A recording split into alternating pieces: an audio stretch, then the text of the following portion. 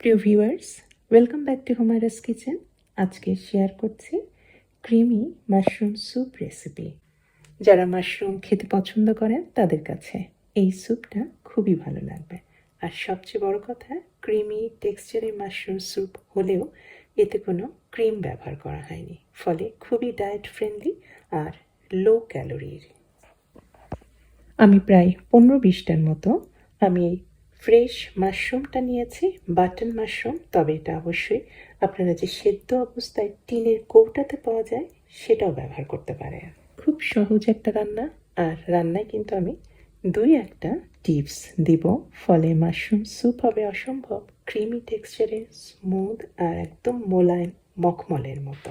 প্যানে কিছুটা সাদা তেল বা কুকিং অয়েল দিয়েছি তার মধ্যে 7-8টার মতো রসুন কোয়া আমি স্লাইস করে দিয়েছি, আর 2টা মাঝারি সাইজের পেঁয়াজ আমি স্লাইস করে দিয়েছি।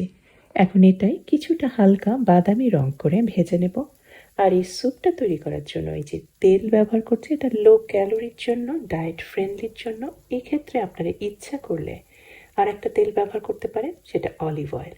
তাতেও কিন্তু এটা খুবই লো ক্যালোরির হবে এই স্যুপটা। আর যদি ক্যালোরি নিয়ে কোনো চিন্তাই না থাকে, সেক্ষেত্রে আপনারা মাখনও কিন্তু ব্যবহার করতে পারেন। স্যুপে ক্রিমি টেক্সচারটা আনার জন্য আমি এখানে আর একটা জিনিস ব্যবহার করছি ক্রিমের বদলে। এটা হচ্ছে সেদ্ধ ভুট্টা। টিনের কৌটায় ব্যবহার করছি, আপনারা ফ্রেশ ভুট্টাও কিন্তু সেদ্ধ করে ব্যবহার করতে পারেন। পেঁয়াজগুলি কিছুটা হালকা বাদামি রং করেই আমি সমস্ত কিছুই ভুট্টা আর মাশরুমগুলি দিয়ে দিলাম। আর এই সময়ে দিয়ে দিতে হবে লবণ, কারণ লবণ দেওয়ার সাথে সাথে কিন্তু মাশরুম থেকে পানিটা ছেড়ে দেবে। যে গুঁড়া মশলার মতো যেটা দিয়েছি সেটা হচ্ছে সিজনিং পাউডার। ম্যাগি নুডলসের সাথে যে সিজনিং পাউডারগুলি আসে সেটাও দিতে পারেন। স্যুপ তৈরি করার জন্য যে কিউবগুলি বা পাউডার ফর্মেও যেটা সুপার মার্কেটে এখন খুবই অ্যাভেলেবল, সেগুলিও ব্যবহার করতে পারেন। এতে কিন্তু স্যুপের টেস্টটা আরও বেড়ে যাবে। স্যুপটা ঘন করার জন্য, মখমলের মতো মসৃণ করার জন্য আমি দিয়েছি 2 টেবিল চামচ পরিমাণ ময়দা। ময়দা সমেতে এখন মিডিয়াম হিটে আমি সমস্ত কিছু ভেজে নিচ্ছি। তবে একদমই অনেকক্ষণ ধরে ভাজবেন না। মাশরুমের যে পানিটা ছেড়ে দিয়েছে সেই পানিটা কিন্তু কখনোই শুকাবেন না, এটা একটা টিপস। ওটা শুকালেই কিন্তু স্যুপের মাশরুমের যে স্বাদ, টেস্ট, সুগন্ধ সেটা কমে যাবে। পানিটা না শুকিয়েই আমি এখন দিয়ে দিলাম ফুল ক্রিম লিকুইড দুধ। এখানে আমি দিয়েছি প্রায় 3 কাপের মতো। আর দ্বিতীয় যে গুরুত্বপূর্ণ টিপসটা, এই ফুল ক্রিম লিকুইড দুধ কিন্তু সম্পূর্ণ ঠান্ডা, একদম ফ্রিজ থেকে বার করে আমি এটা ব্যবহার করছি। এখন এই পর্যায়ে কিন্তু কখনোই গরম দুধ বা নর্মাল টেম্পারেচারে রাখা দুধ ব্যবহার করবেন না। সবসময় ফ্রিজের ঠান্ডা দুধ ব্যবহার করবেন। তা না হলে কিন্তু দেখবেন যে ময়দাটা যে দিয়েছি সেই ময়দাটা কিন্তু একদমই দুধ দেওয়ার সাথে সাথেই দলা পাকিয়ে যেত। ঠান্ডা দুধ দেওয়ার ফলে কিন্তু ময়দা একদমই দলা পাকিয়ে যাবে না, কারণ ময়দাটা কিন্তু খুব ভালোভাবে দুধের সাথে মিশে যাবে। টেক্সচারটা হবে একদম মসৃণ, মোলায়েম। স্যুপের টেস্টটা বাড়ানোর জন্য কিন্তু আপনারা দুধের সাথে নারকেলের দুধও ব্যবহার করতে পারেন। আমি ব্যবহার করিনি, কিন্তু আমি আপনাদেরকে এই অপশনটা বলে দিলাম। 5-6 মিনিটের মতো কিন্তু দুধটা ভালোভাবে ফুটিয়ে নিতে হবে। আর এর মধ্যেই দেখবেন যে দুধটা কিন্তু বেশ ঘন হয়ে আসছে।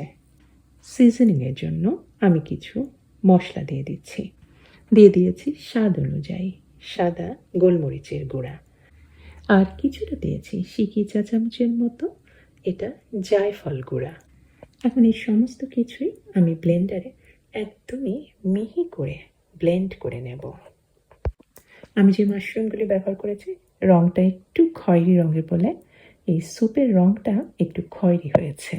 সাদা মাশরুম ব্যবহার করলে স্যুপের রঙটা সাদাই হবে। আর শুধুমাত্র এই বাটন মাশরুম না, আপনারা যে কোনো ধরনের মাশরুম দিয়েই কিন্তু এই স্যুপটা তৈরি করতে পারেন। অন্য একটা প্যানে আরও কিছুটা বাকি আছে ক্রিমি টেক্সচারের মাশরুম স্যুপ।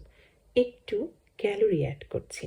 আমি প্রথমে ভালো পরিমাণে তেলের ভিতরে আমি জাস্ট চ্যাপটা চ্যাপটা করে পাতলা স্লাইস করে নিয়েছি 2-3টা রসুন কোয়া। একটু লাল লাল হয়ে এসেছে, একদমই খেয়াল রাখবেন পুড়ে যেন না যায়। তার মধ্যে দিয়ে দিয়েছি কিছুটা মাখন। মাখনের একটা ফ্লেভার এই স্যুপের মধ্যে আপনারা পাবেন, তবে এটা অপশনাল, আপনারা ইচ্ছা করলে বাদ দিতে পারেন। আর এই নর্মাল তেলের বদলে আপনারা অলিভ অয়েলও কিন্তু ব্যবহার করতে পারেন।